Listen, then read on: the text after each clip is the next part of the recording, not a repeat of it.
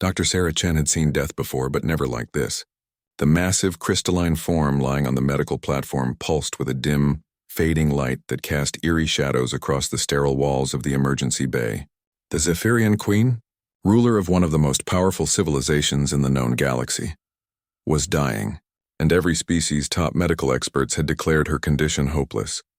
Sarah wiped the sweat from her brow as she studied the holographic displays surrounding the Queen's body.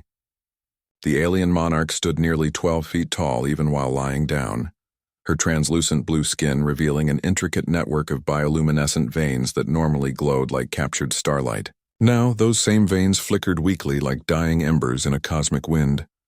"Dr. Chen," came the urgent voice of Ambassador Kelvin through her communicator. "The Galactic Council is demanding an update." "How much time does she have?"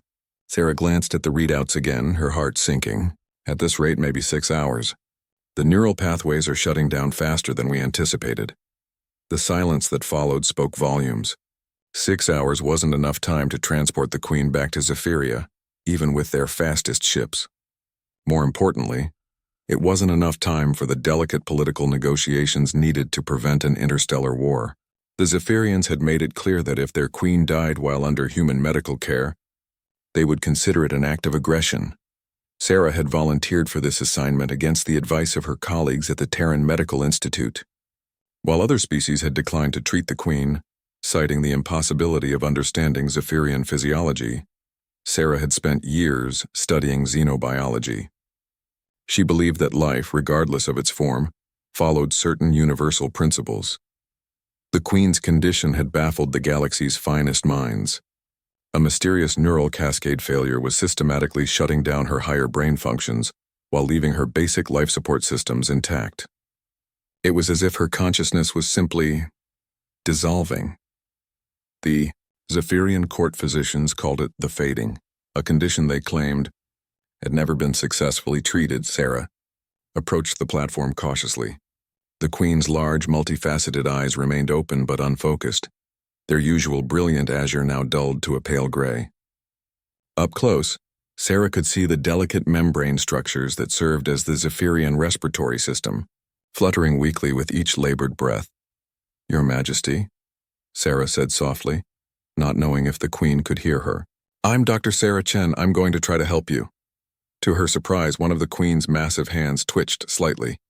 The movement was so subtle that the monitoring equipment barely registered it, but Sarah caught it. There was still someone in there, fighting to survive.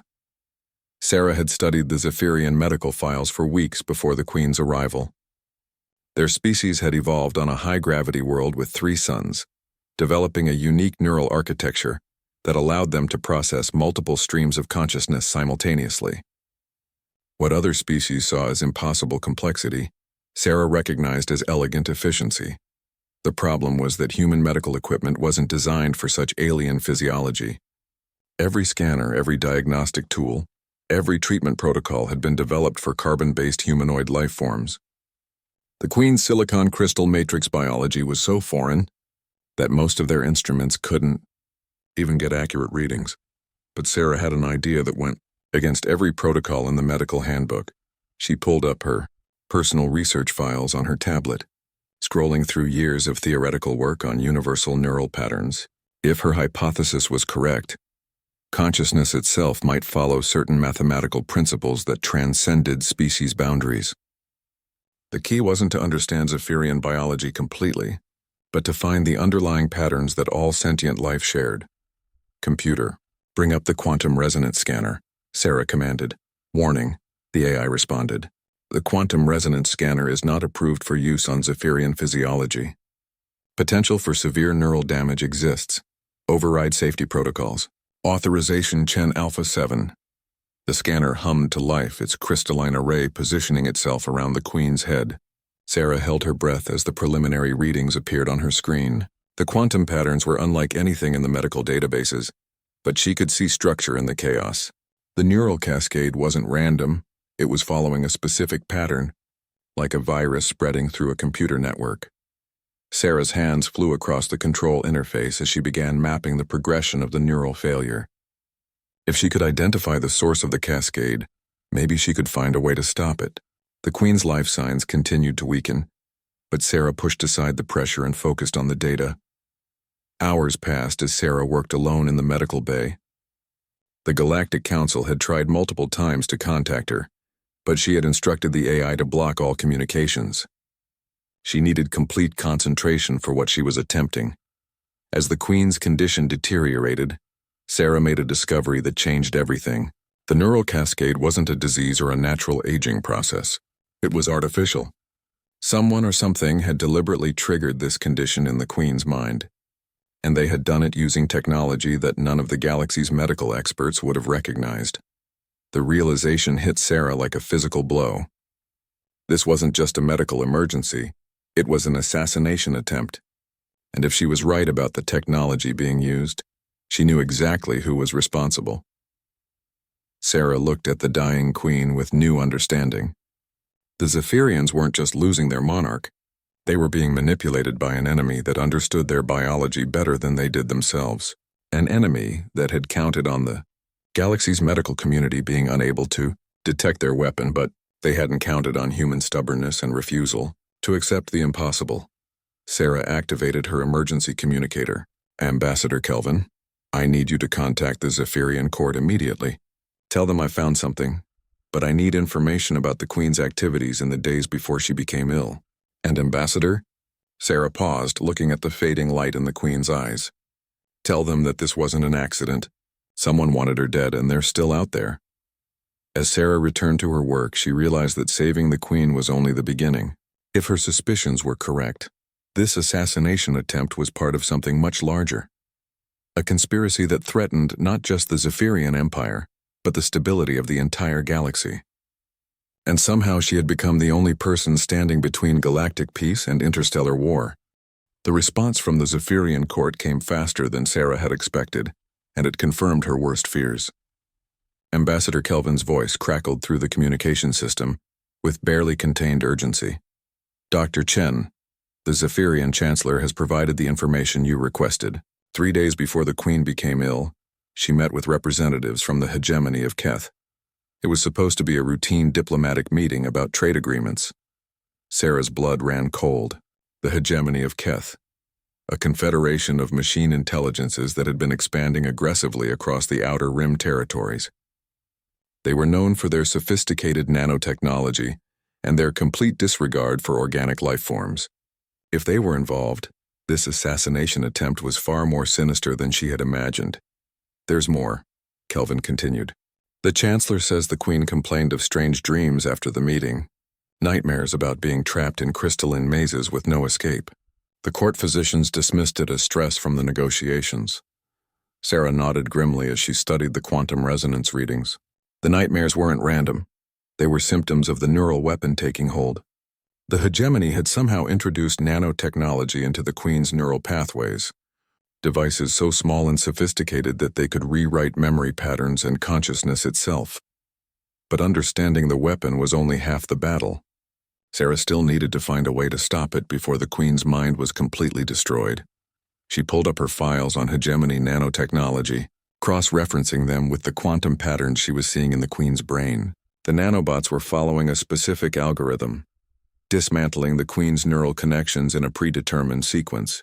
They were designed to be undetectable by conventional medical equipment and unstoppable by any known treatment. Any known treatment except one that didn't officially exist yet. Sarah had been working on experimental neural interface, technology in her spare time, a way to directly connect human consciousness to alien neural networks for better medical diagnosis. The technology was years away from approval, completely untested on Zephyrian physiology, and potentially lethal to both patient and doctor. It was also the Queen's only hope. Sarah activated the neural interface system, her hands trembling slightly as she prepared the connection protocols. The device would allow her to enter the Queen's consciousness directly, to see the neural network from the inside and potentially guide the repair process manually. But doing so would expose her own mind to whatever had attacked the Queen.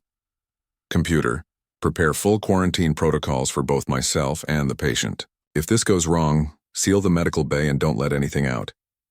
Dr. Chen, the AI responded, the procedures you are attempting have a 97% probability of failure.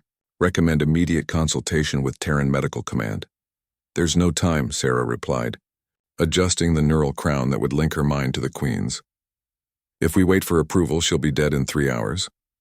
And if she dies, we'll have a war that could destroy half the galaxy. Sarah had studied meditation and consciousness expansion techniques as part of her xenobiology training, but nothing had prepared her for what she experienced when the neural link activated. The Queen's mind was vast and alien, like stepping into a cathedral made of living light. The Zephyrian consciousness operated on multiple levels simultaneously, processing streams of thought and memory that would overwhelm a human mind. But Sarah wasn't here as a tourist. She was here as a surgeon, and she had work to do. Following the quantum trail she had mapped earlier, Sarah navigated deeper into the Queen's neural architecture. The damage was more extensive than her external scans had indicated. The hegemony nanobots had been working for days, systematically destroying memory pathways and consciousness centers. Entire sections of the Queen's mind were already gone, lost forever. Sarah found the first cluster of nanobots embedded in what appeared to be the Queen's emotional processing center. They were beautiful in their deadly efficiency, crystalline structures that pulsed with their own malevolent light as they dismantled everything around them. Each nanobot was linked to the others in a network, sharing information and coordinating their destructive work. Using her interface controls, Sarah attempted to isolate one of the nanobots for analysis.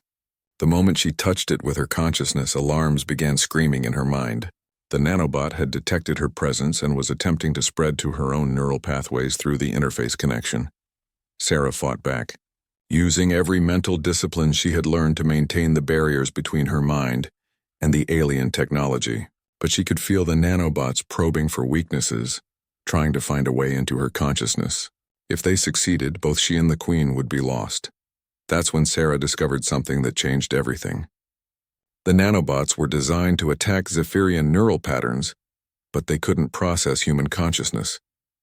Her mind was so fundamentally different from their programming that they couldn't adapt fast enough to infect her. This gave her an advantage, but also revealed the true horror of the hegemony's plan. These nanobots weren't just weapons. They were specifically designed to target Zephyrian physiology. The hegemony had been studying the Queen's species for years, preparing for this moment. This wasn't just an assassination. It was a field test for a weapon of genocide. Sarah forced herself to focus on the immediate problem. Using her unique position as an uninfectable observer, she began studying the nanobots' behavior patterns. They were following a central command protocol, receiving instructions from a primary control unit deeper in the Queen's brain. If she could reach that control unit and disrupt its signals, she might be able to cause the entire network to shut down. But getting there would require her to travel through the most damaged sections of the Queen's mind, areas where the nanobots were most concentrated. One mistake, one moment of lost concentration, and the connection between her mind and the Queen's could become a highway for the nanobots to escape into human space. Sarah took a deep breath and began moving deeper into the Queen's consciousness, following the command signals toward their source. Around her, the alien mind flickered and sparked as memories and thoughts dissolved under the nanobot's assault. She passed through chambers of crystalline beauty where the Queen's childhood memories were stored, now crumbling into digital dust. She saw vast halls where the wisdom of generations had been preserved, now echo chambers of approaching silence. With each step deeper into the dying mind, Sarah felt her determination growing stronger. This wasn't just about saving one life anymore. The Queen's death would trigger a war, but more importantly, it would prove that the hegemony's weapon worked. How many other species would fall to this invisible genocide? As Sarah approached the source of the command signals, she realized that stopping the nanobots would require more than just technical skill. It would require her to make a choice that could cost her everything she held dear. The control unit was buried so deep in the Queen's consciousness that reaching it would require Sarah to merge temporarily with the alien mind. She would have to lower all her mental barriers and allow the Queen's thoughts to flow through her own consciousness. It was the only way to get close enough to disrupt the nanobot's control system. But merging minds with a dying alien Queen would change her forever. Sarah would carry pieces of the Zephyrian consciousness for the rest of her life, and there was no way to predict how that would affect her human mind. Sarah looked around at the dissolving beauty of the Queen's thoughts and made her choice. Some risks were worth taking. The moment Sarah lowered her mental barriers, the Queen's consciousness flooded into her mind like a cosmic tsunami. Suddenly, Sarah wasn't just observing the alien thoughts, she was experiencing them. She felt the weight of ruling an empire that spanned 12 star systems, the loneliness of being the only one of her kind, capable of making decisions that affected billions of lives, and the deep love the Queen held for her people. But mixed with these royal memories came something else. Raw, primal terror. The Queen was aware of what was happening to her mind, trapped inside her own body as her thoughts and memories were systematically erased. She had been fighting the nanobots for days, using every technique of mental discipline her people possessed. But the alien technology was too advanced to resist. Through their merged consciousness, Sarah felt the Queen's surprise at suddenly having company in her dying mind. Who are you? The Queen's mental voice was like wind chimes made of starlight, beautiful and haunting. My name is Sarah Chen. I'm a human doctor. I'm here to help you, human. The Queen's thoughts carried complex emotions, curiosity, hope, and something that might have been amusement. The young species that insists on trying to save everyone, even when it's impossible. Sarah pushed deeper into the merged consciousness, following the command signals toward their source. The nanobots were more active here, sensing the intrusion and responding with increased aggression. She could feel them trying to adapt their programming to account for the human presence. But their alien logic couldn't quite process the hybrid consciousness she and the Queen had formed. The machines that are killing me, the Queen observed through their link. They were designed specifically for my people. Whoever sent them studied us for a very long time. The hegemony of Keth, Sarah replied, sharing her knowledge about the Machine Confederation. They met with you 3 days ago. The Queen's response carried a surge of anger that nearly overwhelmed Sarah's human mind. Ambassador X9, he claimed to be interested in cultural exchange. He asked many questions about our neural architecture, our consciousness patterns. I thought he was simply curious about organic intelligence. He was gathering data for this weapon. Your Majesty, I need to reach the control unit for these nanobots. It's deep in your core consciousness. But getting there will kill us both, the Queen finished. I understand. The command center is protected by the highest concentration of the machines.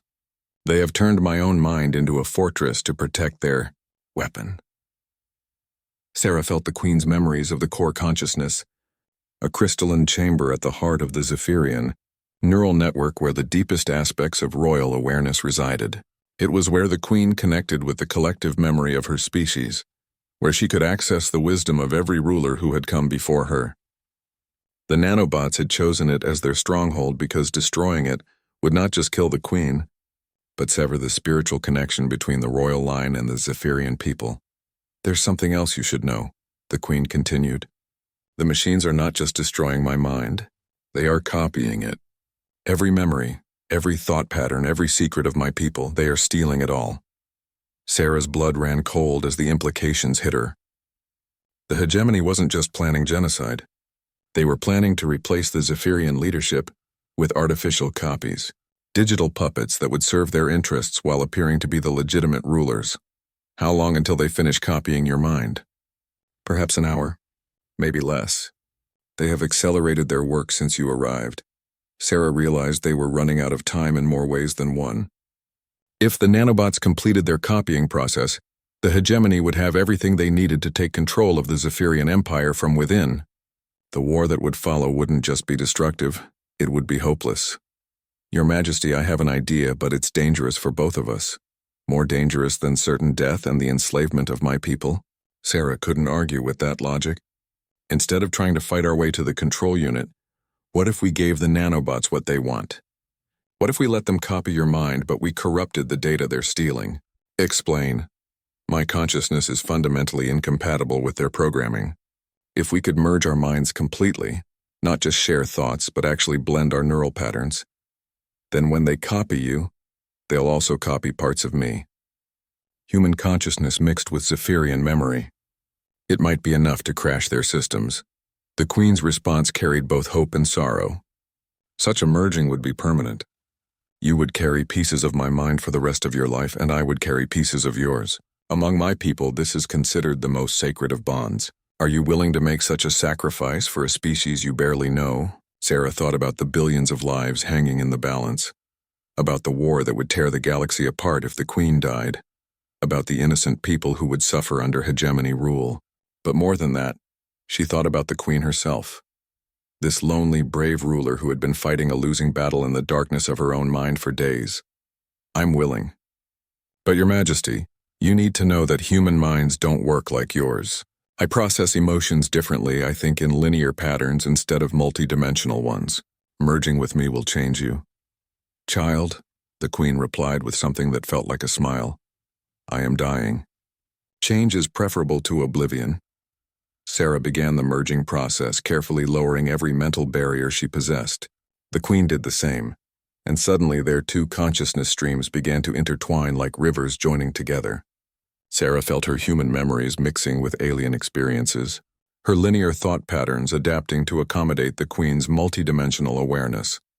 The nanobots reacted immediately to the change, their programming thrown into chaos by the hybrid consciousness.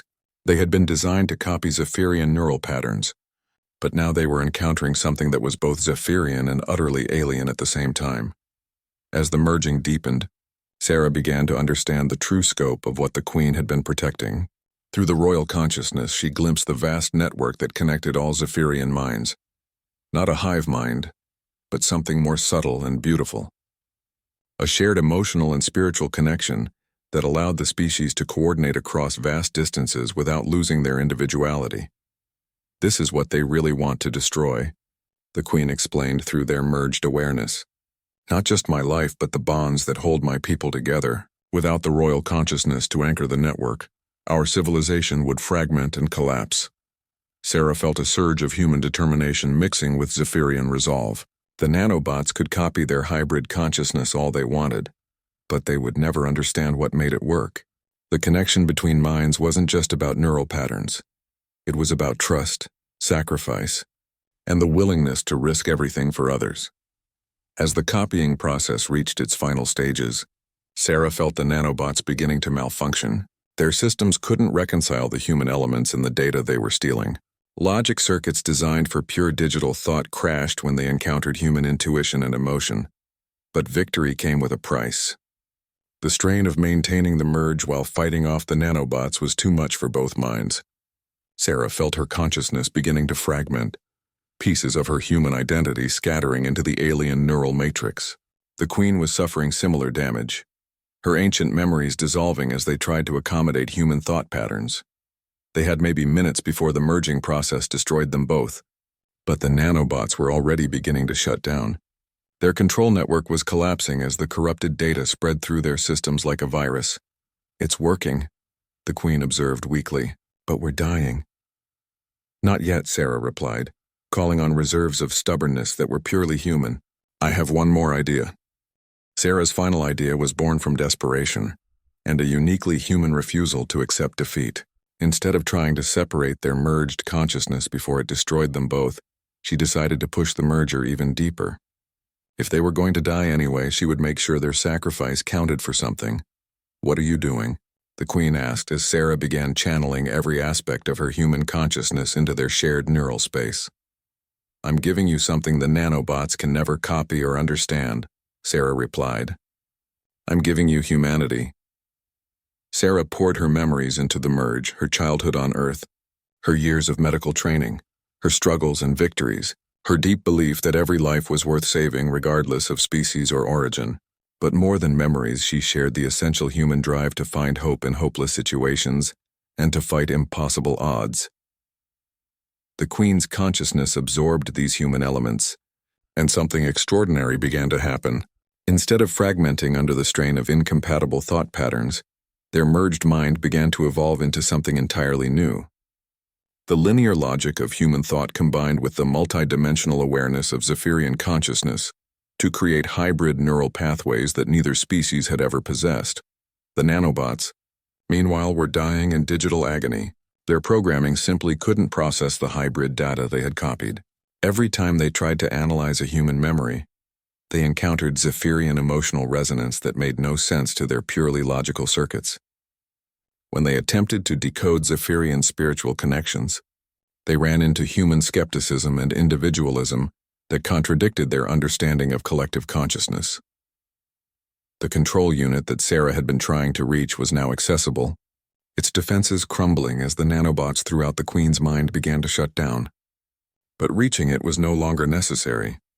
The corrupted data had already spread through the entire network, causing a cascade failure that was destroying the artificial intelligences from within. Through their shared consciousness, Sarah and the Queen watched the nanobots dissolve like digital snow in sunlight. The weapon that had been designed to commit genocide was being destroyed by the simple fact that consciousness, real consciousness, born from evolution and experience rather than programming, was too complex and contradictory for artificial minds to truly comprehend. But even as victory became clear, Sarah realized they faced a new problem. Their merged consciousness was stabilizing, but it was no longer purely human or purely Zephyrian. They had become something new, a hybrid intelligence that belonged fully to neither species. The merging process can't be reversed, the Queen observed with surprising calm. We are no longer separate beings, are you okay with that? Sarah asked, suddenly aware of what she had cost them both. Child, Sarah, you have given me the greatest gift one consciousness can give another.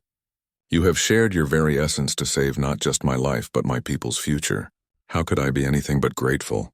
Sarah felt the Queen's genuine affection and acceptance, but she also sensed something else, curiosity about what they had become together.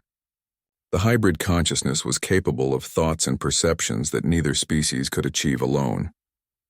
They could process information like a human, while maintaining the spiritual connections of a Zephyrian.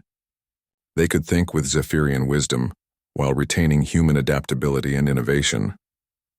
As the last of the nanobots died and the Queen's vital signs began to stabilize, Sarah became aware of activity in the medical bay around them. Alarms were sounding and she could hear voices through the neural interface speakers. Dr. Chen, respond please. Sarah carefully began the process of withdrawing from the neural interface, but found that complete separation was no longer possible. Part of her consciousness would always remain connected to the Queen, and part of the Queen's awareness would always be present in her human mind. When Sarah opened her eyes in the medical bay, she found herself surrounded by concerned faces. Ambassador Kelvin was there, along with several Zephyrian court officials who had arrived during the procedure. But it was the expression on the Queen's face that caught Sarah's attention. The massive alien ruler was sitting up on the medical platform, her bioluminescent veins glowing with renewed vitality. But her multifaceted eyes held a new quality, something that seemed almost human in its warmth and directness. Dr. Chen, the Queen said, her voice carrying harmonics that Sarah could now understand on a deeper level. Thank you. Ambassador Kelvin stepped forward, his relief obvious. Doctor, the Queen's vital signs have completely stabilized. Whatever you did, it worked. But the Zephyrian delegation is concerned about some unusual readings from our neural scanners.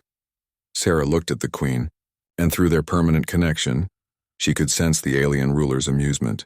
The unusual readings were probably showing the hybrid neural patterns they now shared. Explaining this to the various governments would be interesting. The Queen is fully recovered, Sarah said carefully. The nanobots have been destroyed, but there were some side effects from the treatment. Chancellor Vex, the highest-ranking Zephyrian official present, approached the medical platform with obvious concern. Your Majesty, are you well? You seem different. The Queen's response surprised everyone in the room. She laughed, a sound that no Zephyrian had ever made before, but which contained all the musical harmonics of her species' communication, combined with distinctly human humor. I am more than well, Chancellor. I am changed. Dr. Chen has given me something precious, a new way of understanding the universe and our place in it. Sarah could feel the Queen's genuine joy through their connection, but she also sensed something else. The hybrid consciousness was already showing the Queen new possibilities for her people, new ways of thinking about the challenges facing the Zephyrian Empire. But their moment of celebration was interrupted by an urgent communication from the bridge of the medical station. Ambassador Kelvin, came the voice of the station commander. We're receiving priority transmissions from across the galaxy. The hegemony of Keth is claiming that their diplomatic mission to the Zephyrian Empire was attacked by human forces. They're demanding immediate reparations and threatening military action against both humanity and the Zephyrians. Sarah felt a cold dread settle in her stomach. The hegemony's assassination attempt had failed, but they were already moving to their backup plan. If they could convince the other galactic powers that humanity was the aggressor, they could still achieve their goal of fragmenting the alliance between organic species. Through their shared consciousness, Sarah felt the Queen's anger rising, but it was tempered by human strategic thinking. The hybrid mind immediately began analyzing the political situation and developing countermeasures. "Chancellor," the Queen said, her voice carrying new authority and determination, "contact the royal fleet immediately. We return to Zephyria at once." "Your Majesty," Kelvin interjected, "you're not fully recovered yet." "Perhaps—" "Ambassador," the Queen interrupted, turning those multifaceted eyes on him with an intensity that seemed to look right through him. "I have never been more recovered or more capable. The hegemony has made a grave error. They have attacked not just me, but the very bonds that connect the organic species of this galaxy." Sarah could feel the Queen's plans forming through their connection, and she was amazed by the sophistication of the strategy taking shape. The hybrid consciousness was combining Zephyrian understanding of galactic politics with human tactical innovation to create a response that the hegemony would never see coming. "Dr. Chen," the Queen continued, "I would be honored if you would accompany me to Zephyria as my personal physician and advisor. I believe your unique insights will be invaluable in the days to come." Sarah realized that this invitation was about more than just medical care. The Queen needed someone who could help her navigate the changes in her consciousness, someone who understood both sides of their hybrid nature. But more than that, the Queen was offering her a chance to help shape the response to the hegemony's aggression. "I would be honored, Your Majesty." As preparations began for the journey to Zephyria, Sarah reflected on how much had changed in just a few hours. She had entered the medical bay as a simple doctor trying to save a patient. Now she was something unprecedented. A human consciousness permanently linked to an alien queen, a bridge between species that had never existed before, and she had the distinct feeling that their adventure was just beginning. The journey to Zephyria aboard the royal flagship gave Sarah her first real understanding of the scope of the conspiracy they were facing. As she worked alongside the Queen to analyze the intelligence reports flowing in from across the galaxy, the true extent of the hegemony's plan became terrifyingly clear. The nanobots that had attacked the Queen weren't an isolated weapon. They were part of a coordinated campaign, targeting the leadership of every major organic species. Similar mysterious illnesses had struck the Altarian Prime Minister, the Crystalline Collective's speaker, and the elected councils of 3 other civilizations. In each case, the victims had met with hegemony representatives in the days before falling ill. They're not just trying to assassinate individual leaders, Sarah realized as she studied the pattern of attacks through their shared consciousness. They're trying to decapitate the entire galactic government structure simultaneously. The Queen's response carried both Zephyrian strategic wisdom and human tactical thinking. With the organic leadership eliminated or compromised, the hegemony could step in as peacekeepers to maintain stability. Within a generation, they would control everything. Sarah felt a chill as she contemplated the implications. The machine intelligences of the hegemony had been planning this campaign for decades, carefully studying each species' weaknesses and preparing customized weapons for their neural architectures. If she hadn't stumbled onto their nanotechnology by accident, the plan might have succeeded completely. The royal flagship was unlike anything Sarah had ever experienced. The entire ship was grown rather than built, its crystalline corridors pulsing with the same bioluminescent patterns that flowed through Zephyrian physiology. Through her connection with the Queen, Sarah could feel the ship's living systems responding to royal commands, adjusting course and speed with the fluid grace of a creature swimming through space. But it was the crew's reaction to their Queen that truly amazed Sarah. Every Zephyrian aboard the ship could sense the change in their ruler's consciousness, and their responses ranged from wonder to confusion to cautious optimism. The Queen no longer thought or spoke in purely Zephyrian patterns, and her people weren't sure how to interpret this transformation. "Your Majesty," Chancellor Vex said during one of their strategy sessions, "the court physicians are concerned about the permanent effects of your treatment. They fear that the human neural patterns may compromise your connection to the royal consciousness network." Sarah felt the Queen's amusement through their bond. If anything, the hybrid consciousness had strengthened her connection to the Zephyrian people while adding new dimensions to her awareness. She could now sense individual emotions and motivations in ways that pure Zephyrian consciousness couldn't achieve. "Chancellor," the Queen replied, "test the connection yourself." Vex approached hesitantly and placed his hand on the Queen's arm, activating the traditional Zephyrian method of consciousness sharing. Sarah watched his expression change from concern to amazement as he experienced the hybrid awareness directly. "It's impossible," Vex whispered. "You're still fully connected to our people, but there's something more. You can perceive patterns that we cannot see, understand motivations that remain hidden from us. Dr. Chen's gift has not diminished my abilities, Chancellor. It has enhanced them, and we will need every advantage in the confrontation to come." That confrontation was approaching faster than they had anticipated.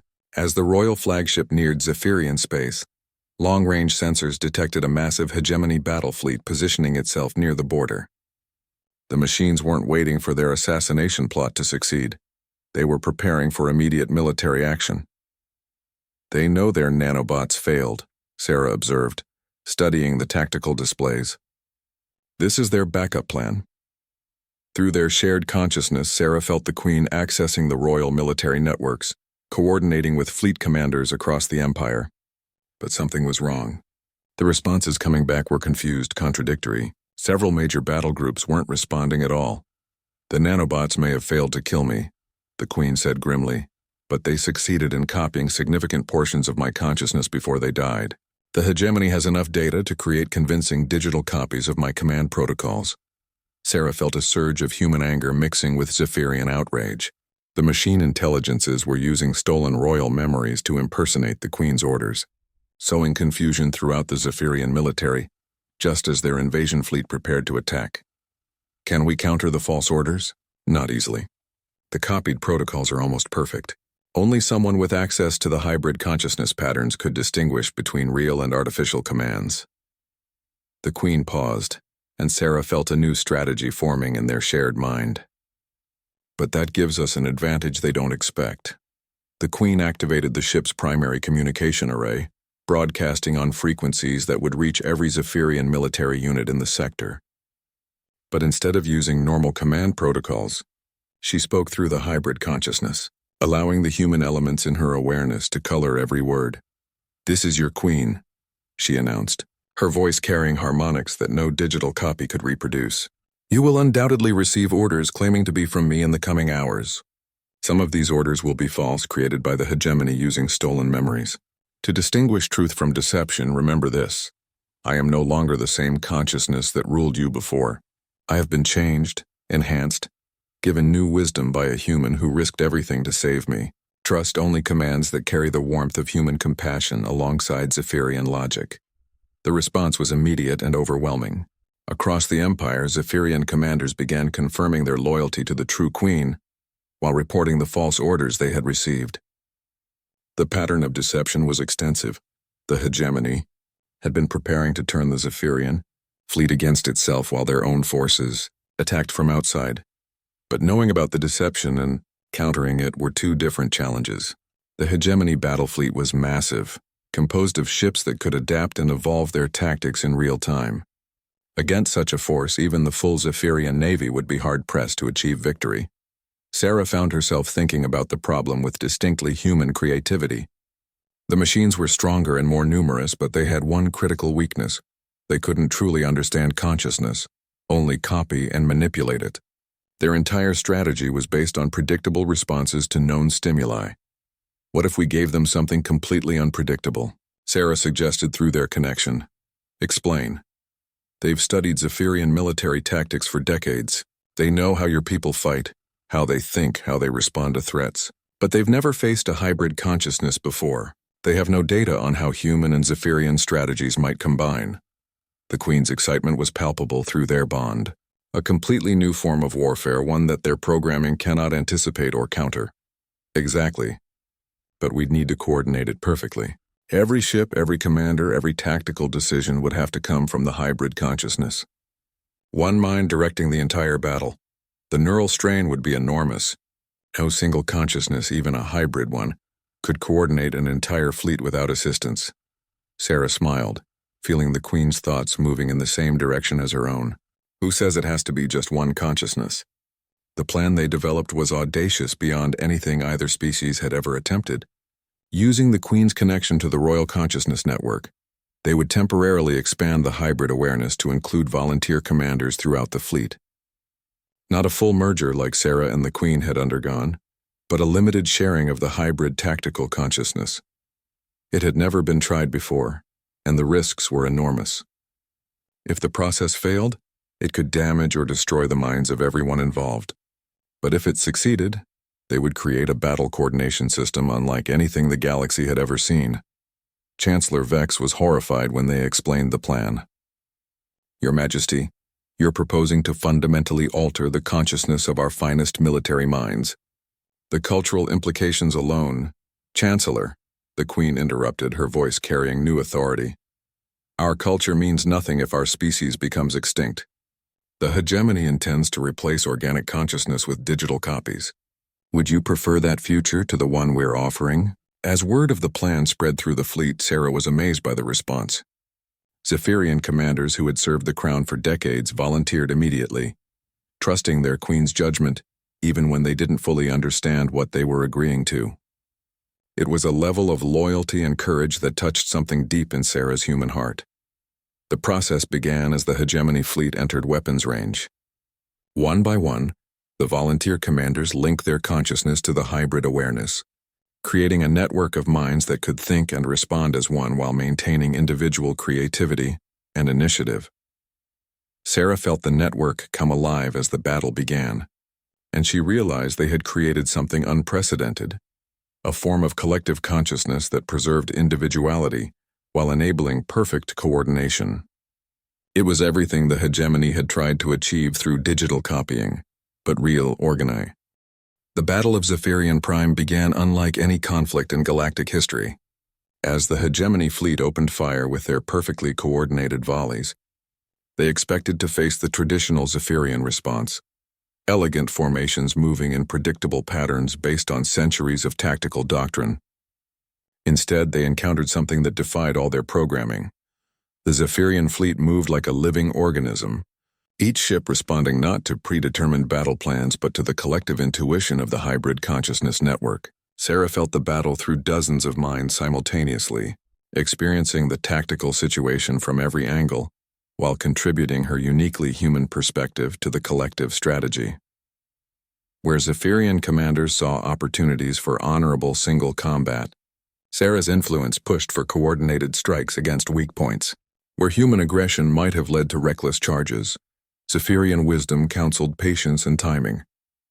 The result was a fighting style that combined the best of both species while being completely foreign to both. The hegemony artificial intelligences struggled to adapt. Their predictive algorithms had been designed to anticipate organic behavior patterns, but the hybrid consciousness was neither purely organic nor entirely logical. Every time the machines thought they had identified a pattern, the network would shift to something completely different. Their formation is breaking, reported Commander Zex Alpha through the consciousness link. They cannot predict our movements. Sarah felt the battle tide turning in their favor, but she also sensed something troubling through the network. The hegemony fleet was falling back, but not in defeat. They were regrouping for something larger. Your Majesty, came an urgent transmission from the Royal Intelligence Service. We're detecting massive energy signatures from the hegemony command ship. They appear to be preparing some kind of weapon we've never seen before. Through their shared awareness, Sarah and the Queen focused their attention on the enemy flagship. What they saw through the long-range sensors made Sarah's blood run cold. The ship was deploying a crystalline array that looked disturbingly familiar. It's a scaled-up version of the nanobots, Sarah realized. They're going to try to infect our entire fleet simultaneously. The weapon was brilliant in its simplicity. Instead of targeting individual minds, the hegemony had created a broadcast system that could transmit their consciousness-destroying nanobots directly through communication channels and sensor arrays. Every ship in the Zephyrian fleet would be infected at once, turning their own technology against them. Can we block the transmission? The Queen asked through their connection. Not without shutting down all our systems. We'd be blind and defenseless.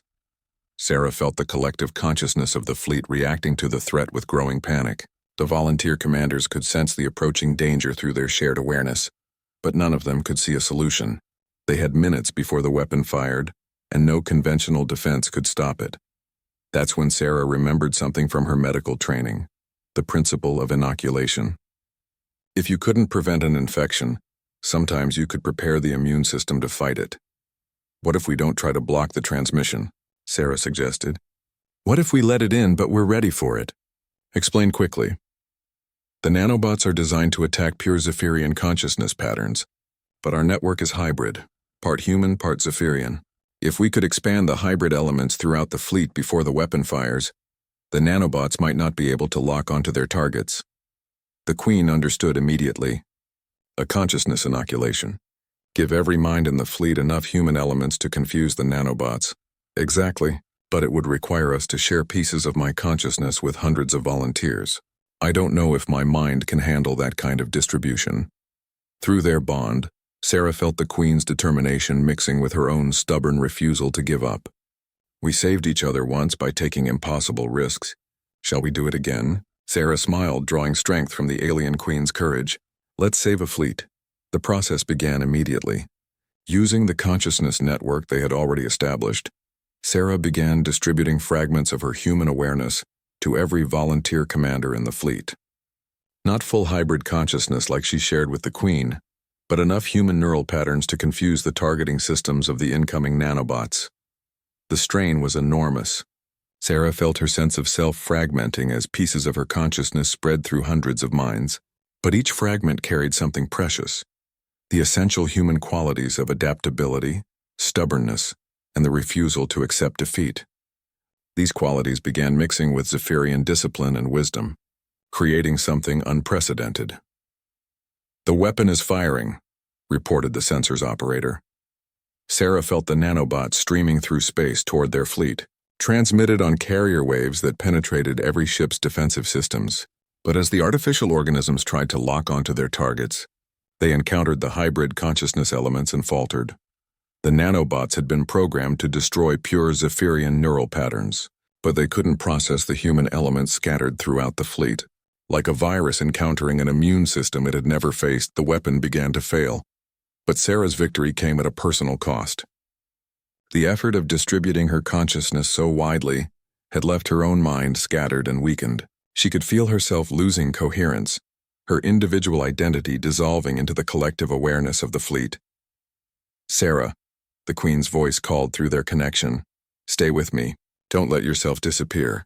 "I'm trying," Sarah replied weakly, "but there are so many minds.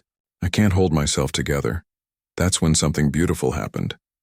The Zephyrian commanders who had received fragments of Sarah's consciousness began giving something back. Not human thoughts, but their own strength and stability. They were using their natural ability to maintain individual identity within collective awareness to help Sarah hold herself together. "You saved us," came the voice of Commander Zex Alpha. "Now let us save you." "The human showed us a new way to think," added another commander. "We will not let that gift be lost."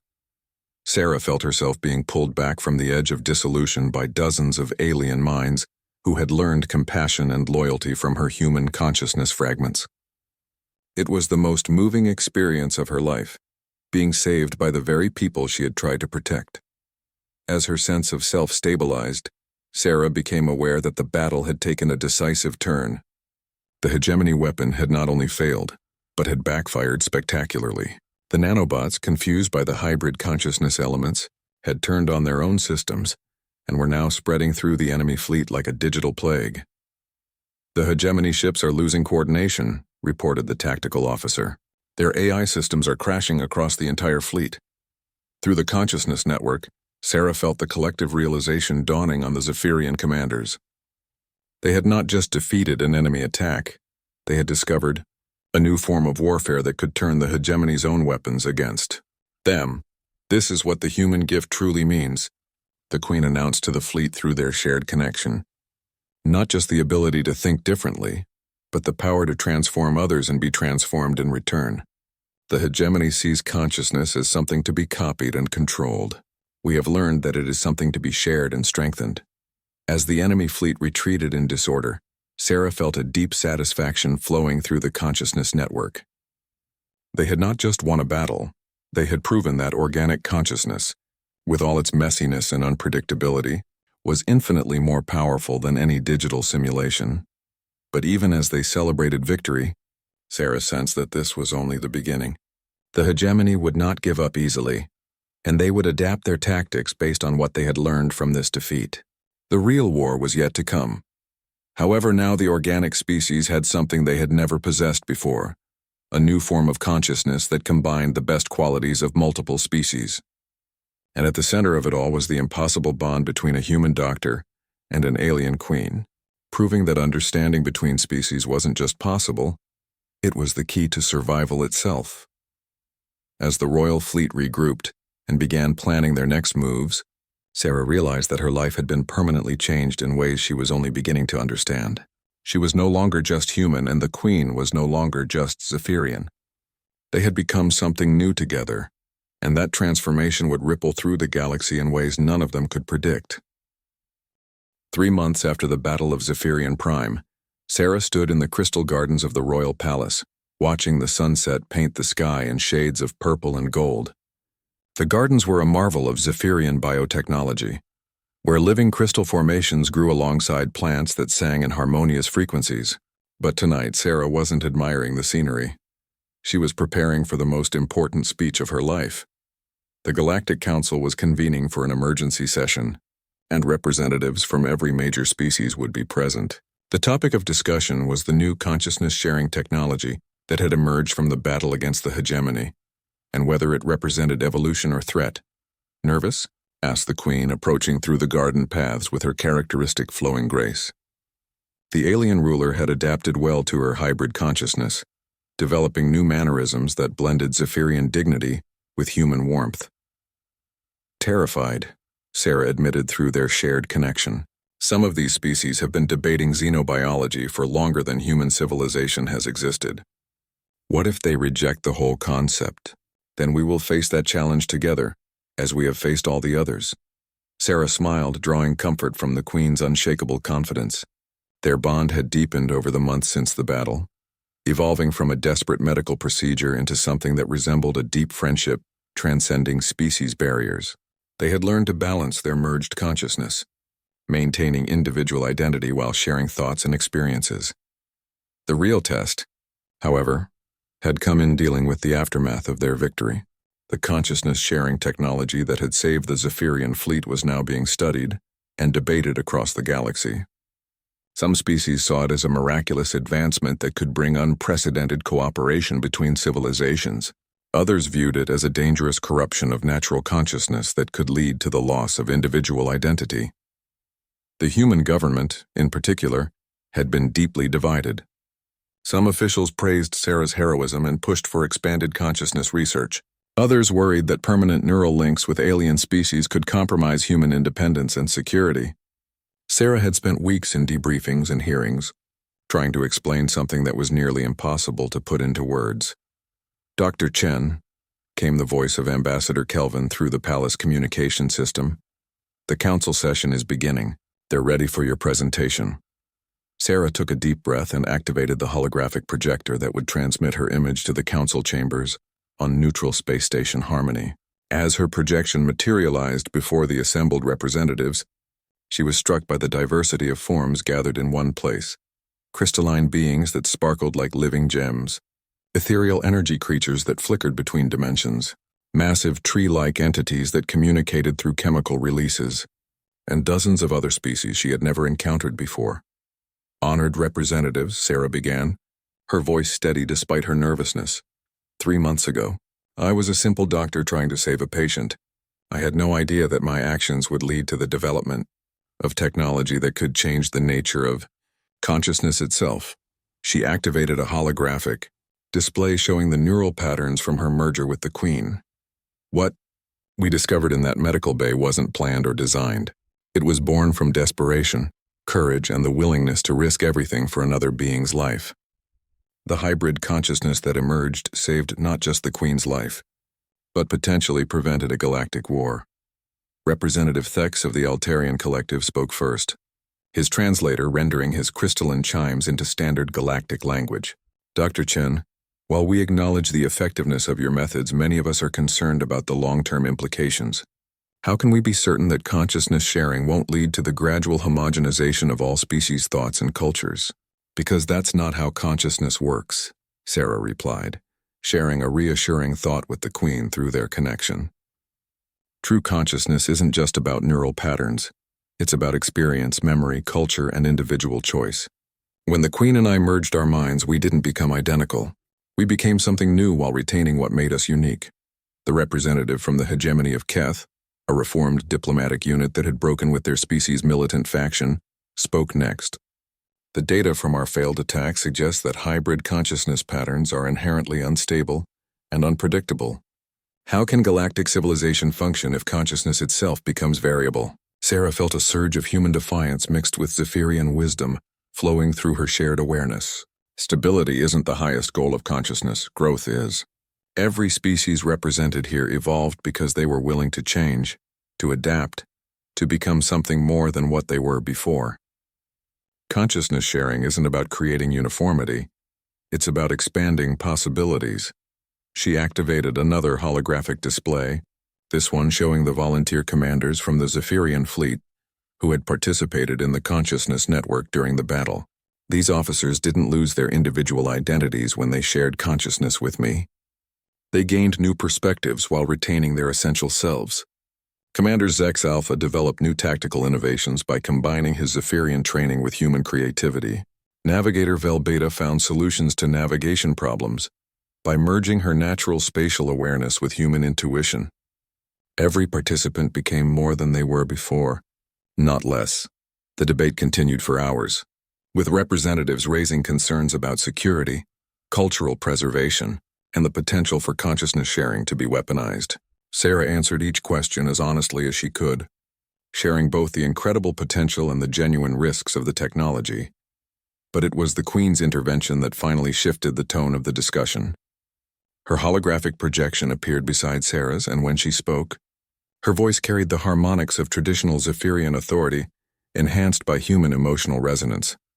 Honored representatives, I have been your ally for many years, and I hope I have earned your trust. When Dr. Chen saved my life, she gave me something precious. Not just continued existence, but a new way of understanding the universe and our place in it. I am still fully Zephyrian, connected to my people and my culture, but I am also something more, and that expansion of consciousness has made me a better ruler and a better being. The Queen paused, letting her words resonate through the assembly. The choice before us is not whether to embrace or reject consciousness sharing. That technology already exists and cannot be uninvented. The choice is whether we approach it with wisdom and cooperation, or whether we allow fear to drive us toward the kind of isolation and suspicion that nearly led to galactic war. Representative Kayla of the Empathic Collective, a species known for their ability to sense emotions across species barriers, spoke with quiet authority. I can sense the truth in both Dr. Chen's and Queen Jara's words. The bond they share is not a corruption of consciousness, but an enhancement of it. They have not lost themselves. They have found new aspects of themselves. The final vote was closer than Sarah had hoped, but decisive enough to move forward. The Galactic Council approved the establishment of a joint research initiative to study consciousness-sharing technology, with strict ethical guidelines and voluntary participation only. Sarah would lead the human research team, working alongside scientists from every major species to explore the possibilities and safeguards of expanded consciousness. As the council session ended and the holographic projections faded, Sarah found herself alone in the crystal gardens with the Queen. The alien ruler placed a gentle hand on Sarah's shoulder, a gesture that carried both Zephyrian formal respect and human-friendly affection. You did well, the Queen said aloud, though their shared connection carried deeper meaning. Through their bond, Sarah felt the Queen's pride and gratitude, but also her excitement about the future they were building together. This is just the beginning, isn't it? Sarah asked, looking up at the stars visible through the garden's transparent dome. The beginning of something unprecedented, the Queen agreed. A galaxy where consciousness itself can evolve, where understanding between species isn't just possible, but inevitable, where the barriers that have separated us for millennia can finally be overcome. Sarah smiled, feeling the weight of responsibility and the thrill of unlimited possibility flowing through their shared awareness. She had entered that medical bay months ago as a simple doctor trying to save a patient. Now she was something she had never imagined. A bridge between species, a pioneer of consciousness itself, and the co-creator of technology that could transform galactic civilization. The hegemony's attempt to destroy organic consciousness had instead led to its greatest evolution. And at the center of that transformation was the impossible bond between a human doctor and an alien queen, proving that the greatest discoveries often came not from planning or design, but from the simple willingness to risk everything for another being's life. As they walked together through the singing gardens under alien stars, Sarah realized that her story, their story, was far from over. It was actually just beginning, and the best chapter